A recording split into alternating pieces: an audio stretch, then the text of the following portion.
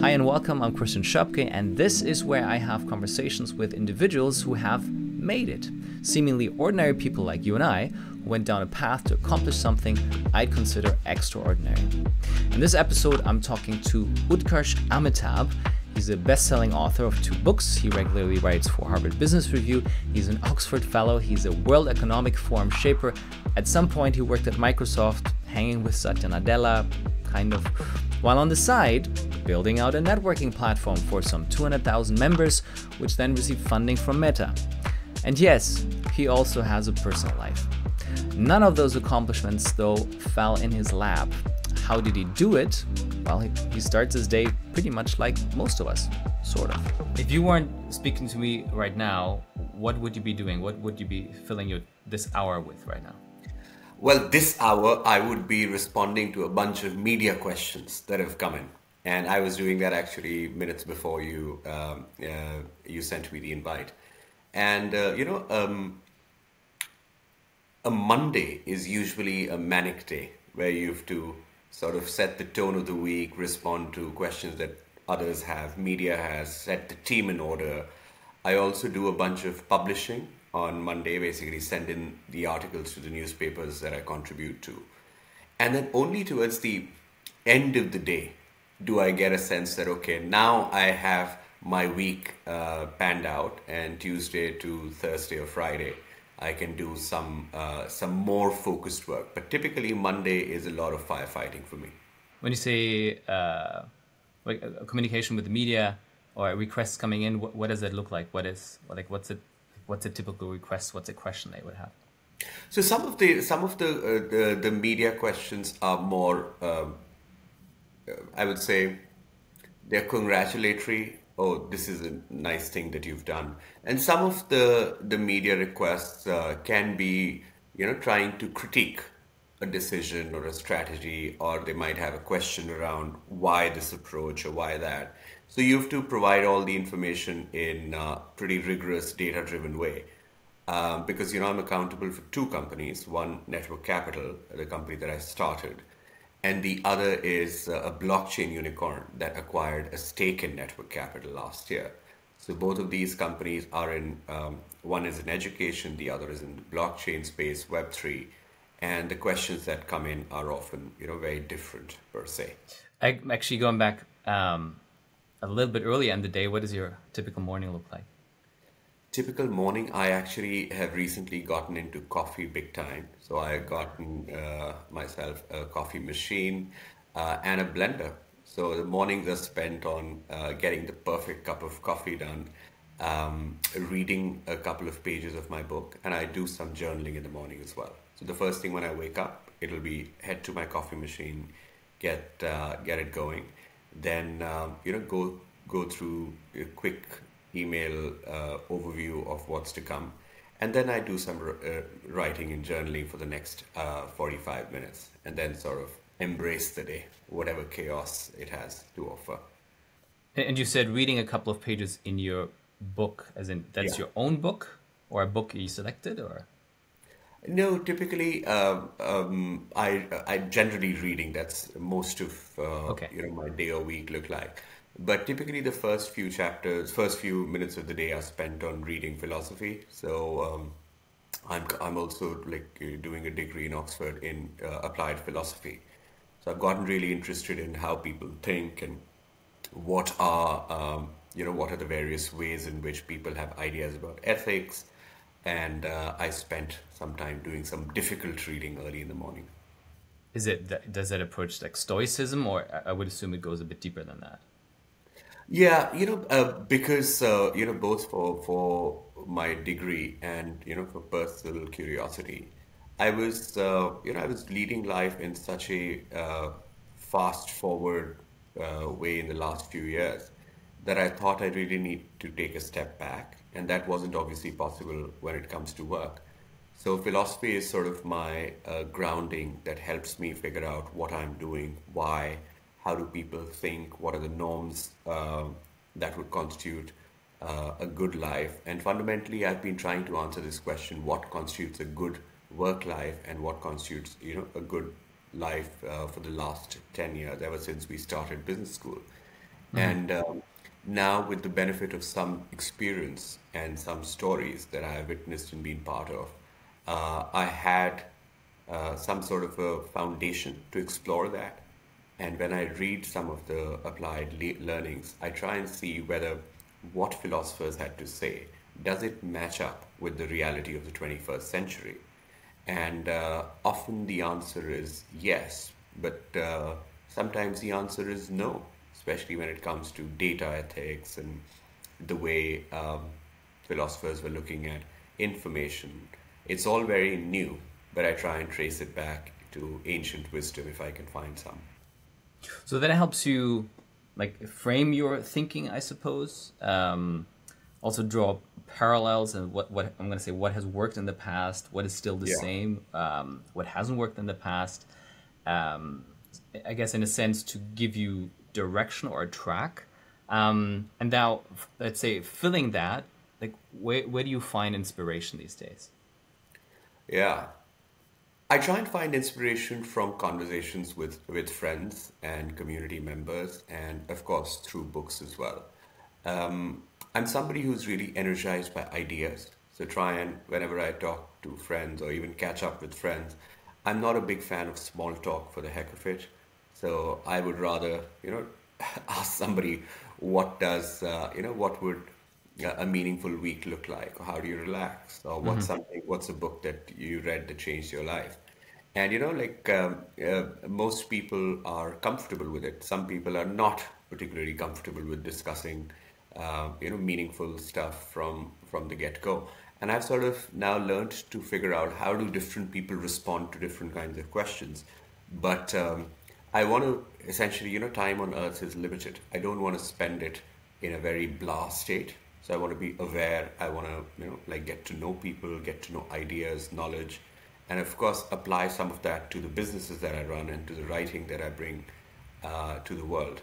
But more principally about, how do I enrich my life and that of the person that I'm speaking to by giving them, my undivided attention, giving them, some perspective that either of us can explore in the midst of a conversation. So conversations are central to my learning, and I complement that by reading books and synthesizing all of that through the books that I write and the articles that I publish every week. So the two books you've authored, why those? Why those particular topics? So, and I actually want to be more specific. Like for the seductive illusion of hard work, it's a title that advocates that killing yourself at work isn't necessarily the way to go. For the passion economy, actually, what I liked about it when I read it is it came across a bit like almost like a manual, as in there are a lot of practical insights in there, or these points that Right. triggered a thought in me, as in, hey, yeah, I can do this, or I can apply that here and here. But why did you pick those particular topics at a given time? So let me explain how these books came to fore. So I started writing for the World Economic Forum and then for a newspaper called Mint. And one of the titles of my article was The Seductive Illusion of Hard Work. And then a publisher reached out saying that, hey, we really think that you can explore this topic in more detail and perhaps write a book. And I jumped up. If this interview does something for you, will you please like it and subscribe? Because although those two actions don't cost you anything, they help surface this video to other like-minded individuals. At the idea. I thought that I always wanted to write a book. My mum is a poet and a pretty well-known author, and I thought that maybe poetry I can explore a bit later in life. Right now, I can definitely try and write a business book. So I did. I took that article as the foundation, and then blew it up into a larger construct that I wanted to evangelize, which is that the quantity of work does not necessarily dictate how far you go in life. Essentially, the problems that you pick, the people that you chose to solve the problem with, and your approach and the number of iterations that you can do will define your success. Often people say, and it has been documented, that you need 10,000 hours of excellence in order to get to a meaningful position. And there is merit in that argument. A lot of data would prove it. But what truly distinguishes people who outperform others and really build their category of one are people who are willing to make 10,000 iterations. So through the book, essentially, I advocate um, what has worked for me as I've charted out a somewhat unconventional path, but more about other people, distinguished artists, athletes, runners, knowledge workers who've truly done something special. Did they do that through effort, or did they do that through careful selection of problems? And I reached the conclusion that the answer was the latter. And that brought me to my second book, The Passion Economy and the Side Hustle Revolution, where I noticed in the middle of the pandemic that people's relationship with work had changed fundamentally. Many people quit their jobs, many people started transitioning careers, thinking about life more meaningfully, more differently, and I think you probably are one of them, among other folks as well.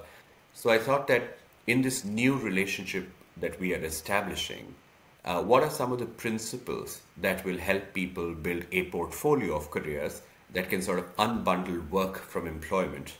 And was it a new trend that we're all embracing?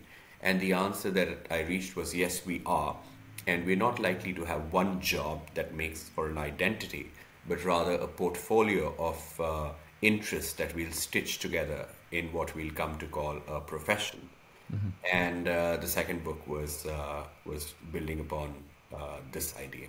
Would you say that both of the books are, in a sense, I want to say pseudo autobiographical, as in here's what Utkarsh went through, here's what he learned, here's how he applied it? Yeah, yeah. There is definitely a personal element to both books. So the second book, especially, I did quit Microsoft in the middle of the pandemic. I moved to London that's where my partner and I live now. And I had a side hustle, Network Capital, which I converted into a company. It raised capital from Facebook, and then 1 year after that, a large unicorn acquired a stake in it. So in a way, the book recounts my journey of taking a side hustle through the full, set of stages that I expected of a company. And I wanted to establish this thesis that you can start purely a hobby, and thanks to the tools of the internet and through the dint of 10,000 iterations, you can actually take it to the logical conclusion. And that could mean financial autonomy, it could be the autonomy to work on the problems that you want, and essentially have the life that you truly care about. So the book is not my story only, but I bring out my story of some of the big decisions that I've taken and intersperse them, because I don't want to tell the reader how to. These are the 10 steps to take your side hustle to a large enterprise. But I wanted to share my story and let the reader like or dislike it, because the only thing that I can present is my truth, what I went, and what were my lessons and the highs and the lows. Because most people, when they look at a person's CV or LinkedIn, they usually see very glamorous bits mentioned in it. Yeah. But what it doesn't mention is the back of the CV, the struggles, the challenges, which were, in my case, in the middle of the pandemic, trying to get the digital identity in the UK, setting up your bank account, phone, like very logistical things, which because of the pandemic were delayed. And I was essentially building a new life altogether here. While we had lots of friends, it was not possible to meet any of them due to the restrictions. I was starting a new company at the time. I was, preparing for my wedding. All of these things were happening concomitantly, so in the last 2 years, in a way, my personal history truly accelerated. And I think that's true for most people. The number of changes we're all had to make were, in a way, as much as a decade's work. I mean, you already touched on a couple of points or sources of friction there, right? Especially during the pandemic. And now, actually, I'm going to add on to that, as in, there's a bit of a pattern here. As in, you seem to dissect things from, I'm going to say, what they appear to be into what they actually are, as in, what does it take to go through a specific process? In your case, everybody knows networking is a good thing, but there's a better way of networking here. Everybody knows that it's not always work harder, but it's about working smarter. Everybody knows that the holy grail or ultimate privilege is to find what you love, and then supposedly you don't have to work another day in your life.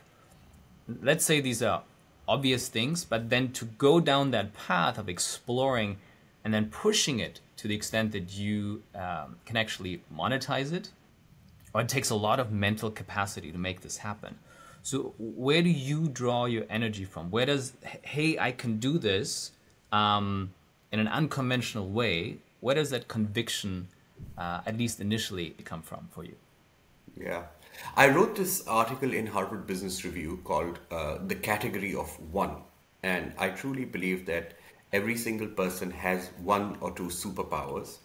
And instead of trying to compete in the standard industry norms, in trying to become the best management consultant, the best product manager, the best software engineer, people should try and become whatever they are truly meant to be.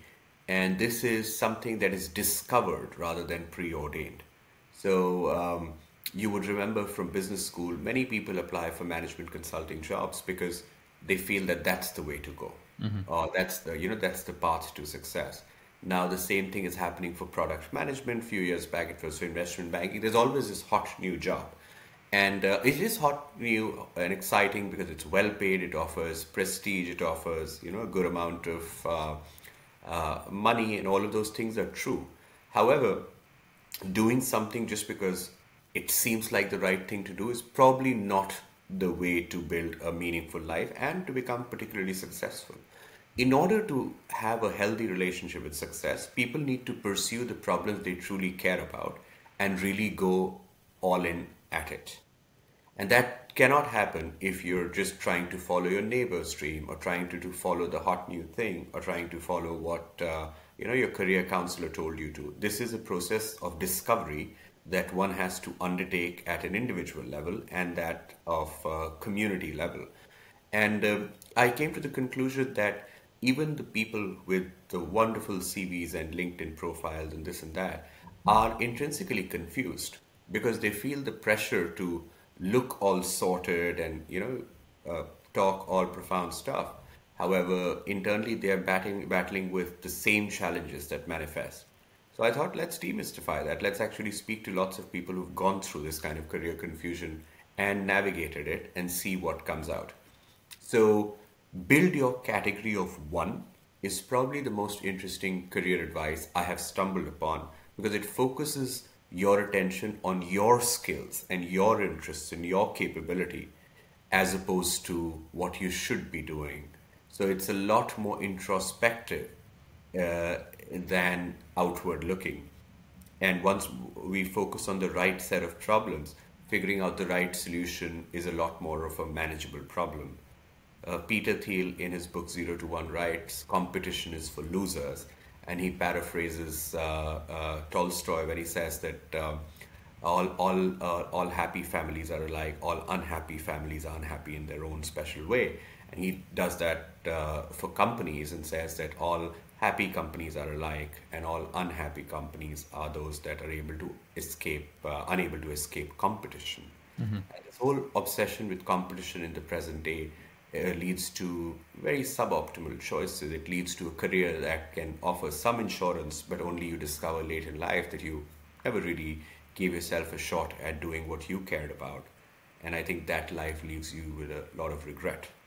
And I'm seeing that every day with thousands of professionals who are trying to reinvent themselves because they spent most of their life trying to be somebody else, play somebody else's game. I agree with everything you've said. And in theory, like, all of this makes sense.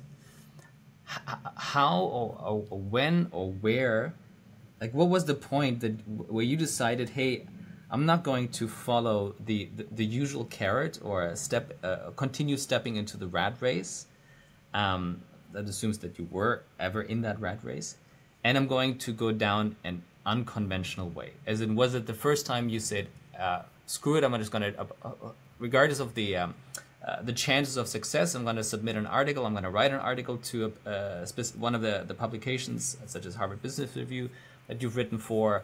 Like, what was that first step where you said, I'm just going to try to do something different here? Yeah.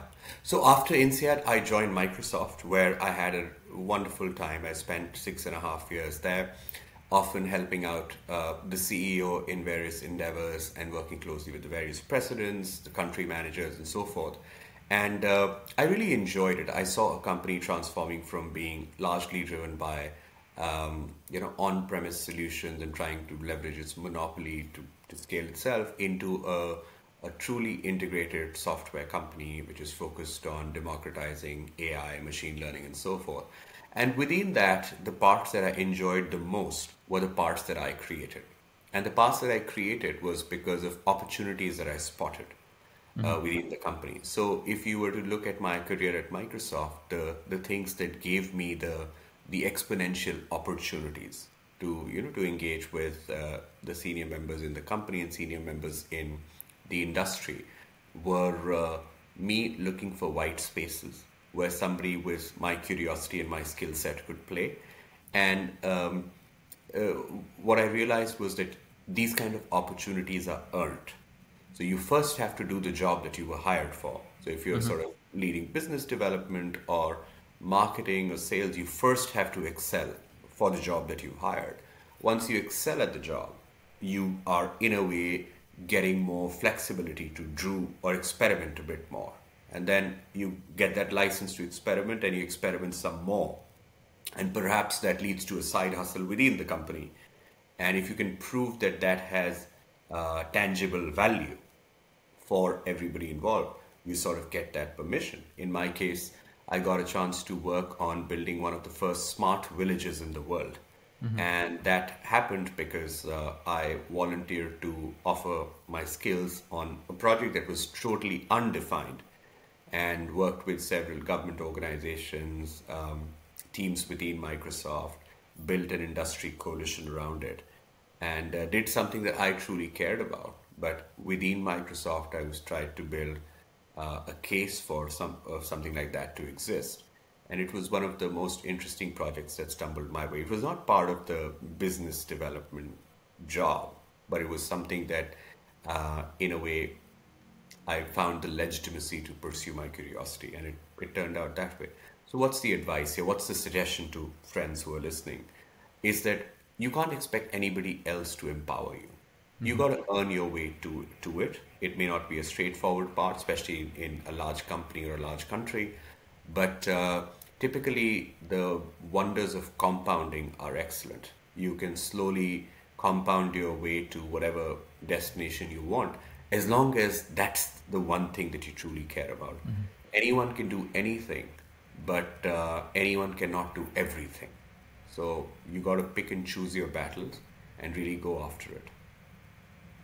And so you saw that working out for you within the corporate framework, and then you said, hey, if I can do this, I can do more, I can do something else, I can raise the bar again. Like, what happened? I mean, because obviously I look at this trail of unconventional milestones, and I'm going to say you kind of being all over the place in achieving things that are just not the normal way of living one's life. Even coming out of an MBA program where we're all empowered and to some extent enabled to do things differently. But for you to say, hey, if I can do this within a corporate framework, I can do something else as well. Like, what was that next thing then? So I wanted to democratize insights about career transitions and mentorship. I just did not know if there was a business model that can be found around it, or whether this should be a non-profit or this should be, just an initiative of friends coming together. So I wasn't sure in the beginning. So I took a lot of time to see what were the various formats that it could manifest. And I also had to be a responsible person because I had to pay off my INSEAD MBA loan. So being in a corporate setup and doing well there helps to pay that off. And I paid it off in a few years. But I stuck with Microsoft because I enjoyed the job. and also because I found the flexibility to tinker around on nights and weekends for network capital. And along the way, I really fell in love with the problem. And I realized that most people are confused most of the time. It's just that they're discouraged to talk about it because there is no safe space. LinkedIn is where you talk about your accomplishments or give Right. advice to people. On Facebook and Instagram, perhaps you share vacation pictures. When you're out there in interviews, you have to probably synthesize your thoughts. So where do people ask? When you're confused, where do you go? How do you enable people to make career transitions? So I said, let's try and see if I can get 1,000 true fans who will come on this idea and become paying customers. And 1,000 true fans is, it doesn't mean millions of dollars, but it means financially a pretty robust outcome. Like you're not be struggling once you get to 1,000 true fans. And when you get to 1,000 true fans, it also means that you've reached a minimum viable level of success. So before I decided to leave Microsoft, I did find the 1,000 true fans who supported network capital became paying customers, which meant that financially it did make some sense, as in like there is a business to be found here, and this could be perhaps a software-enabled business. And once I left, I had to figure out the right way to achieve the product market fit. And would it be software led? Would it be content led? Would it be content plus software? And the answer that I found was it would be community centric, software enabled, content powered. So community is the base layer. Software sort of enables a lot of that community to comes to fore. And on top of that, the content that we publish with top CEOs, the articles, the books, podcasts, etc., are the ways most people discover us. And then we started adding really interesting nano degree programs. One of them is called the I Don't Know What I Want to Do with My Life Fellowship. The other is more conventional things like product management and so forth. So essentially, we wanted to become like a full stack solution where people will come experiment with their careers, learn from the best in the world, and have the skills and the network to get to the next levels in their careers. And that's pretty much the journey that we've been on from the beginning. 2020 September is when I left Microsoft. We're closing in on 3 years, and it's been a very interesting ride. 1 year after starting, we got funded by Facebook. 1 year after that, this blockchain unicorn acquired a stake in it. And 1 year after that, we're still in the process of scaling and building out new, services and platforms. Along the way, preferences have changed. What people work on has changed. What kind of jobs people want have changed. The pandemic is gone now, so the reception for online products has reduced a bit in certain formats. So this is, it's a large enough problem to solve. And it's a very tricky problem because people's careers are the most intimate parts of their being outside, of course, their family and friends, perhaps. So, it keeps me on my toes, and I find this problem till today really, really interesting. How many members does Network Capital have now?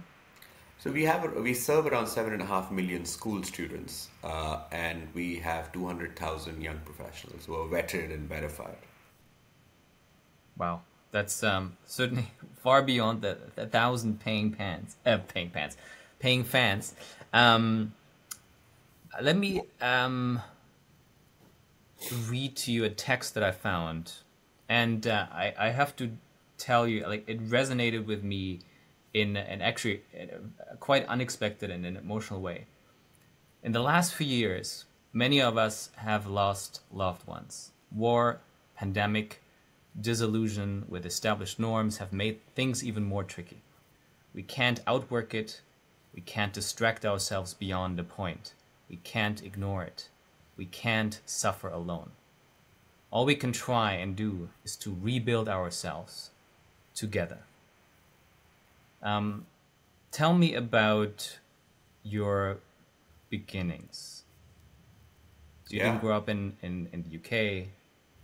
Oh no, I grew up in New Delhi, and I went to high school there, and I was from the beginning very, very interested in theatre and parliamentary debating. So I've done a lot of that in India and in the UK and in the US, where I used to live for a while.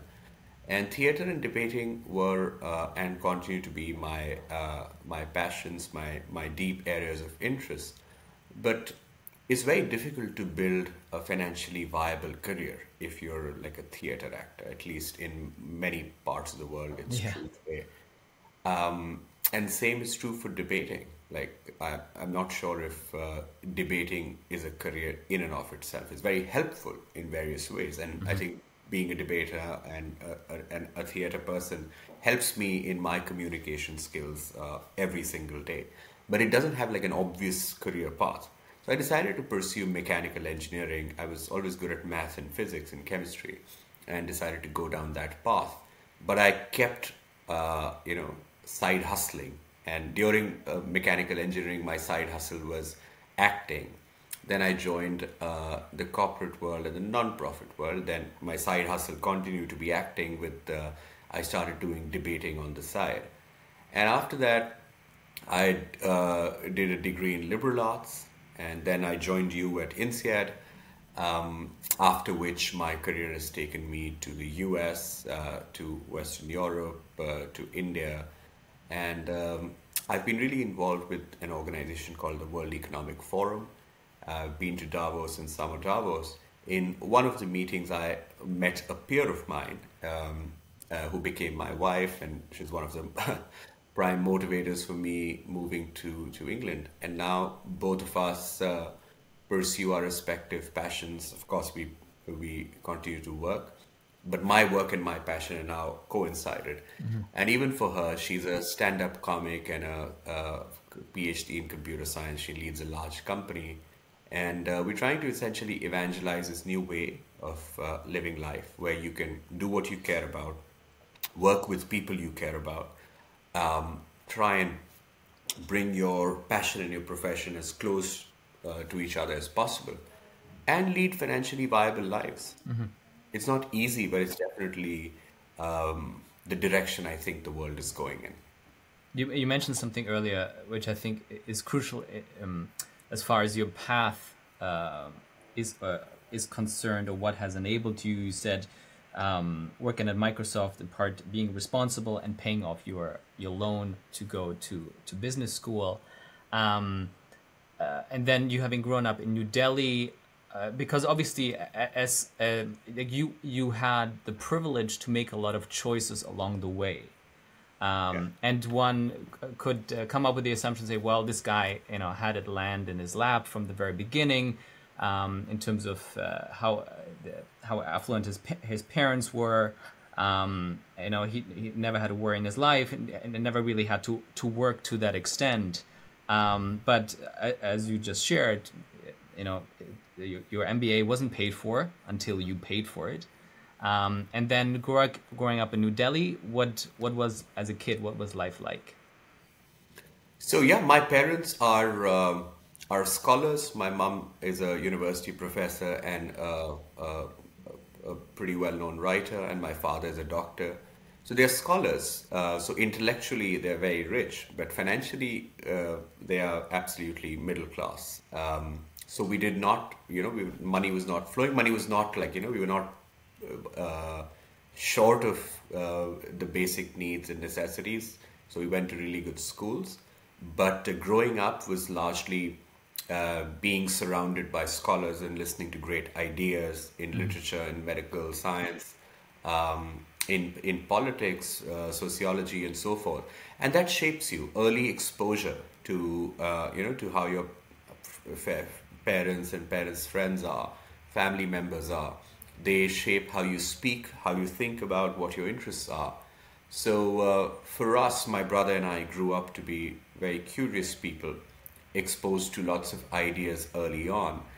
And my curiosity towards the world and towards big ideas can definitely be traced back to how I grew up in Delhi and the circles that I grew up in Delhi, which were, the middle class intellectuals, thinking about different concepts and constructs, um, absolutely not financially in a situation where they never had to think about money, but like middle class people are everywhere.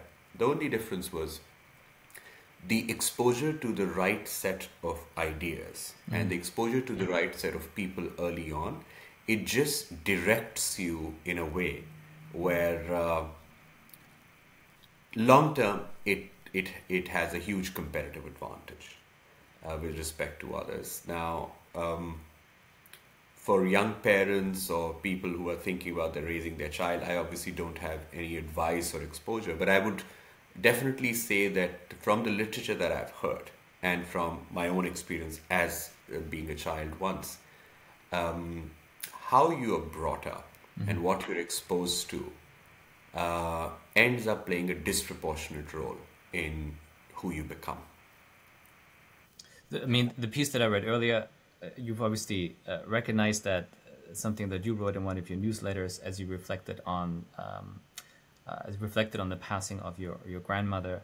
I understand your grandmother raised you the first couple of years Yeah. while your parents were working elsewhere. Yes. Tell me a bit about the role that she played in your life and maybe some other people as well. Yeah. So both my grandmother and my mother have been integral to my life. And my grandmother and I spent the first 3 years of our life together because my mum and dad were working in different cities. And growing up with her was a very similar experience. So my fascination for the world and the way dots connect can be traced back to accompanying her to her university lectures. So, like my mum, my grandmother was also a university professor and a writer. So I would accompany her, sit in her lectures, and you just, you have a different kind of an upbringing. So I remember accompanying her, essentially talking to her. We had a nice garden in front, a large one, where I would spend most of my afternoons either reading books or just jumping around. And it was an incredibly happy time. And, like even 3 decades after all of that happened, I have a very distinct memory of the afternoons with my grandmother. And subconsciously, you remember a lot. So I remember a few words and images from the university classrooms where my grandmother used to teach. And you will notice through my parents, my grandparents, everyone, knowledge or the pursuit of knowledge has been a really important one. And I am, in a way, the first person who's pursued business, like, who's building a business or working in business, because everyone else is essentially either a professor or a doctor. So this is new, and my brother is similar. He works at a large financial services company in Hong Kong. So we're both a little more business oriented than others. But the way we've also tried to lead the business life is very much centered around knowledge and interests and trying to live a full life and not have a distinction between, hey, this is work life, this is professional life, this is friend life, this is something else. There's one life, work, friends, family, knowledge, your interests, all of them stitched together in a way. And how you stitch them together is up to you. And for me, Christian, it's really important. And I know I've followed your life and your work as well. And you are the master of unconventional choices. So I think we can flip this back, and at some point you should answer all these questions you're asking your guests on this podcast. Far less colorful than what you have, Utkarsh. Well, actually, one of the things that I would reflect on at that point, which I'm not going to do today with regards to me, but is living with doubt.